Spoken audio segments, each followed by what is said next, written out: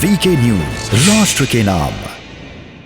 नमस्कार, स्वागत है आप सभी का वीके न्यूज पर। मैं हूं आपके साथ चेतन पाठक। जम्मू कश्मीर से आर्टिकल 370 हटाने के बाद पाकिस्तान ने भारत के खिलाफ मोर्चा खोलकर वैश्विक मंचों पर भारत को घेरने की भरपूर कोशिश की।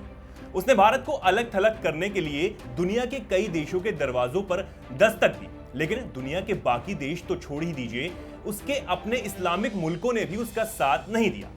जिन अमेरिकी टुकड़ों पर यह मुल्क पलता था, उसने भी चीन से दोस्ती के चक्कर में पाकिस्तान का दाना पानी तक बंद कर दिया। तो इमरान कटोरा लेकर सऊदी अरब पहुंच गए, लेकिन उसने इमरान इतना जलील किया कि पूरी दुनिया में पाकिस्तान की भत पिट गई। भारत से पंगा लेना पाकिस्तान को इतना महंगा पड़ गया कि वो खुद दुनिया में अलग थलग पड़ गया और हर जगह से उसे मायूसी हाथ लगने लगी। पाकिस्तान में निवेश तो छोड़िए, कोई उसे कर्ज देने के लिए भी तैयार नहीं है। ऊपर से FATF की तलवार सर पर लटक रही है। भारत ने पाकिस्तान के खिलाफ ऐसा चक्रव्यूह रचा है कि वो उसमें फंस गया है और बुरी तरह फंसता ही चला गया है। नतीजा यह हुआ कि पाकिस्तान कंगाली की कगार पर पहुंच गया। उसकी आतंक परस्त नीतियों ने उसे उन मुल्कों की कतार पर खड़ा कर दिया जो बर्बाद और बेहाल हैं। पाकिस्तान की जनता सड़कों पर उतरी और इमरान को विपक्ष ने सत्ता से बेदखल किया। तो अब पाकिस्तान को नया वजीर आजम मिला है। शायद उसके समझ आ गया है कि भारत से पंगा लेकर वो ज्यादा दिन नहीं चल सकता, इसलिए उसने भारत के आगे सरेंडर करना ही ठीक समझा। अब पाकिस्तान का नया पीएम भारत के आगे घुटने टेकते हुए दिख रहा है, लेकिन उसके भारत समर्थित कदमों का पाकिस्तान में जमकर विरोध शुरू हो गया है। दरअसल एक रिपोर्ट के मुताबिक पाकिस्तान की नई सरकार ने कैबिनेट में प्रस्ताव लाकर भारत में पाकिस्तान के हाई कमीशन में व्यापार मंत्री की नियुक्ति को मंजूरी दे दी है। नए ट्रेड मिनिस्टर के तौर पर कमर जमान को नियुक्ति किया गया है। अब पाकिस्तान सरकार के इस कदम से अटकलें लगाई जा रही हैं कि नए पाक सरकार भारत के साथ द्विपक्षीय व्यापार को बहाल करने का मन बना चुकी है। आपको बता दें, भारत और पाक के बीच ये द्विपक्षीय व्यापार अगस्त 2019 के बाद से ही बंद है। दरअसल मोदी शाह की जोड़ी ने अगस्त 2019 में जम्मू कश्मीर के विशेष राज्य का दर्जा खत्म कर वहां से विवादित धारा 35A और 370 को खत्म कर दिया था और जम्मू कश्मीर के टुकड़े कर उसे दो भागों में बांट दिया था। इसके जवाब में पाकिस्तान ने धौंस दिखाते हुए भारत से व्यापारिक रिश्तों को खत्म करने का ऐलान किया था, लेकिन अब वही पाकिस्तान भारत के आगे घुटने के बल आता दिखाई दे रहा है। अब पाकिस्तान के इस कदम की वहां जमकर आलोचना भी हो रही है। पाकिस्तानी सोशल मीडिया पर नई सरकार को जमकर गरिया रहे हैं। पाकिस्तानियों खुद कह रहे हैं कि ये एक तरह से भारत के आगे पाकिस्तान का सरेंडर है। न सिर्फ लोग बल्कि पाकिस्तान के उच्च अधिकारी भी पाकिस्तान के इस कदम पर उसे आईना दिखा रहे हैं।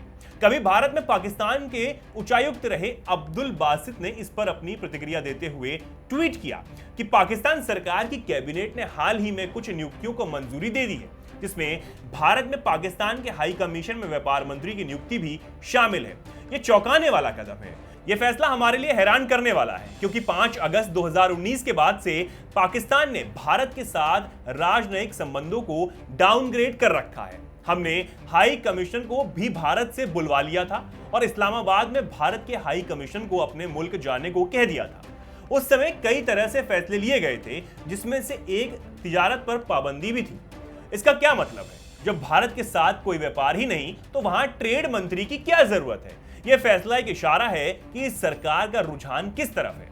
इससे सरकार के झुकाव का पता चलता है। हमने 5 अगस्त 2019 के भारत के फैसले के बाद 7 अगस्त को नेशनल सिक्योरिटी की बैठक में सभी फैसले लिए थे कि हम भारत के साथ अपने संबंधों को डाउनग्रेड करेंगे और उनके साथ व्यापार नहीं करेंगे। जब तक भारत सरकार इस फैसले को वापस नहीं ले लेती, तब तक ना तो भारत के साथ संबंधों को अपग्रेड किया जाएगा और ना ही व्यापार बहाल होगा। यह फैसला अदूरदर्शी और हार मान लेने वाली मानसिकता से लिया गया है। हालांकि यह पहली बार नहीं है जब पाकिस्तान ने भारत के सामने घुटने टेके हों।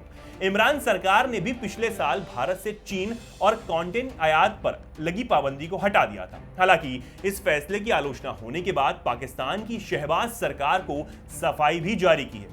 पाकिस्तान के वाणिज्य मंत्रालय की ओर से जारी बयान में कहा गया है कि मंत्रालय 46 देशों में 57 ट्रेड कमीशन मैनेज करता है, जिसमें नई दिल्ली में ट्रेड एंड इन्वेस्टमेंट मंत्री का पद भी शामिल है। नई दिल्ली में यह पद 2 दशक से भी अधिक है।